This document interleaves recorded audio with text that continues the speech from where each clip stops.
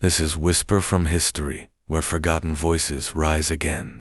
In this story, we take you to 7th century North Africa, where a woman once called a slave rose to become a queen and the voice of rebellion.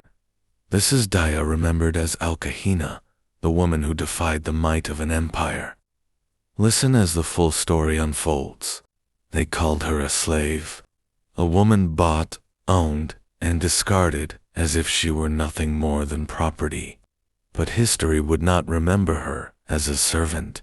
It would remember her as a queen, and as the leader of a revolt so fierce, it shook the foundations of empire itself.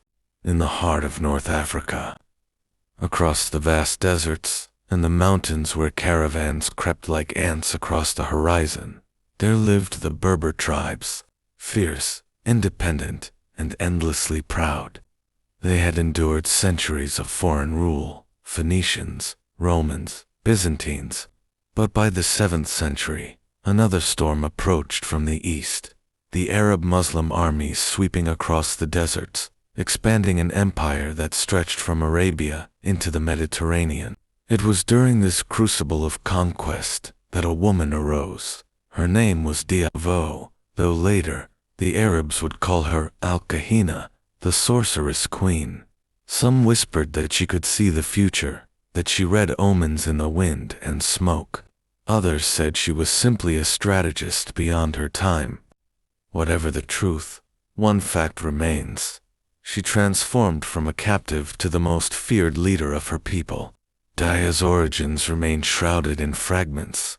Born into the tribe of the Jarawa, in the erased mountains of present-day Algeria, she was not born into luxury or ease. Her people were Berbers, mountain dwellers, semi-nomadic, skilled in both war and survival. They had faced generations of invaders, bending but never breaking. From her youth, Dihya is said to have been different. Not content with silence, she questioned decisions, challenged traditions. She was trained in the arts of war, riding horses, wielding blades, and commanding warriors. Her lineage, some claim, stretched to tribal royalty.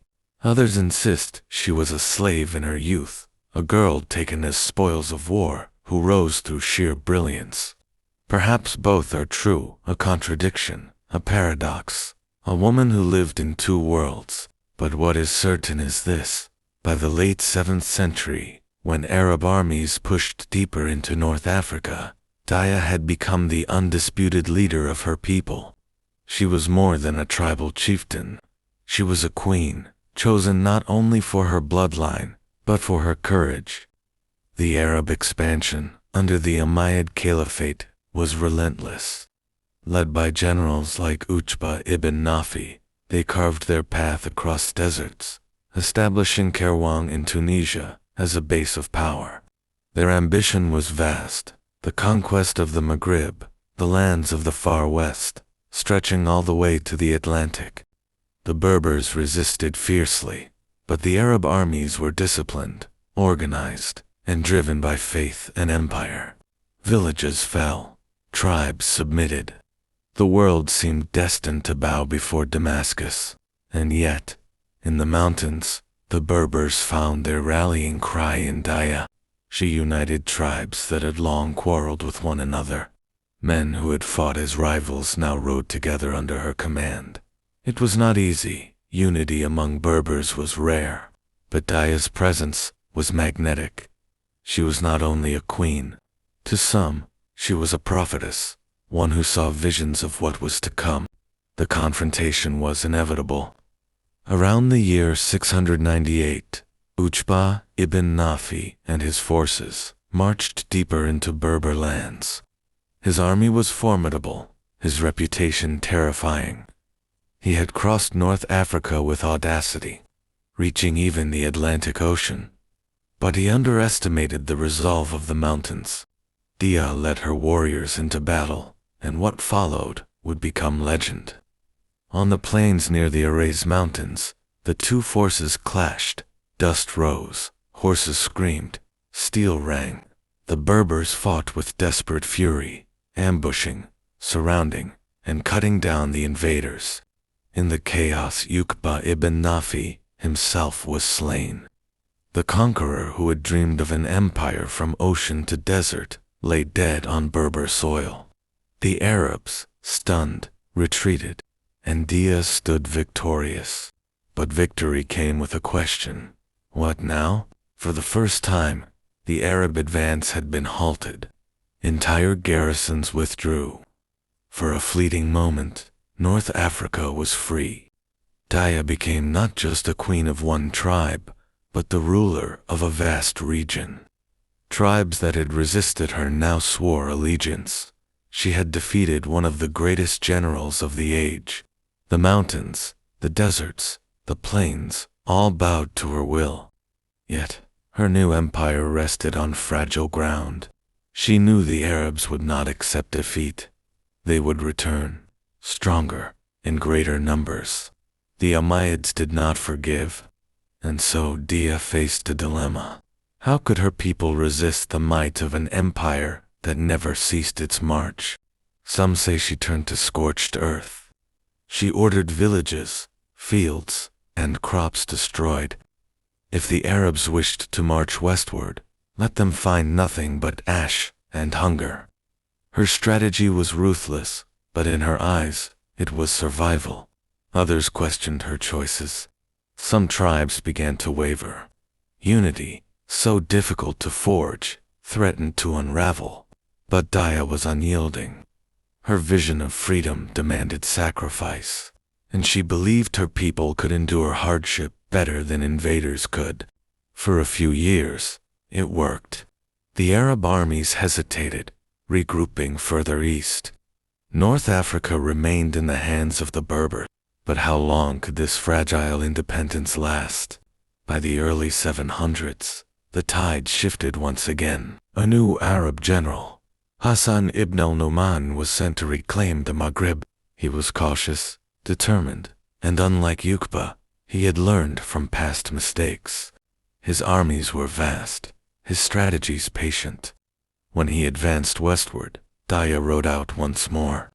Her sons fought at her side.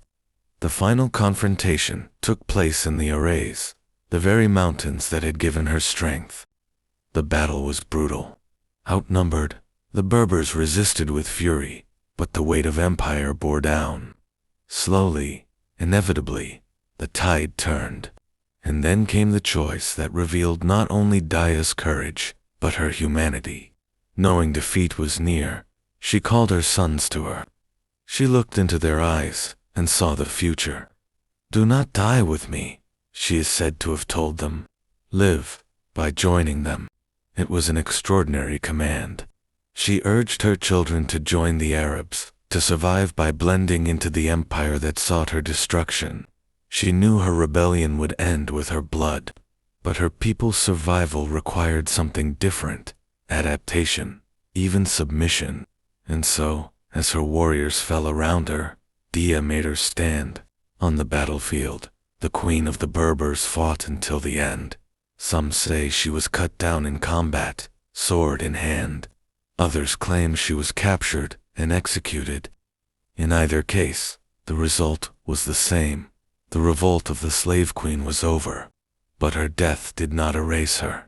The Arabs would conquer the Maghreb, cities would fall, tribes would submit, Islam would spread across North Africa. Yet, within that transformation, the memory of Dihya endured. To her people, she became a legend, the warrior queen who dared to resist the greatest empire of her time. To the Arabs, she became al-Kahina, the Sorceress Queen, remembered with awe and fear. To historians, she remains a symbol of defiance, a woman who stood against the inevitable tide of conquest. Her story asks questions that echo even today. What is freedom worth? How far should one go to protect a people, a land, a way of life? And above all, how does a woman, once dismissed as a slave, rise to become a queen who defied an empire? The revolt led by Dihya did not stop the conquest of North Africa, but it left a scar on history, a moment when empire met its match, not in another emperor, not in another general, but in a queen born of chains, who refused to bow. And in that defiance, her name was carved into legend. A slave who became a queen, and a queen who stood against an empire. Dihya's name will forever remain a symbol of rebellion, a reminder in history that the spirit fighting for freedom never rests. If you enjoyed this story, don't forget to subscribe to our channel, share your thoughts in the comments, and explore our Dark Series playlist.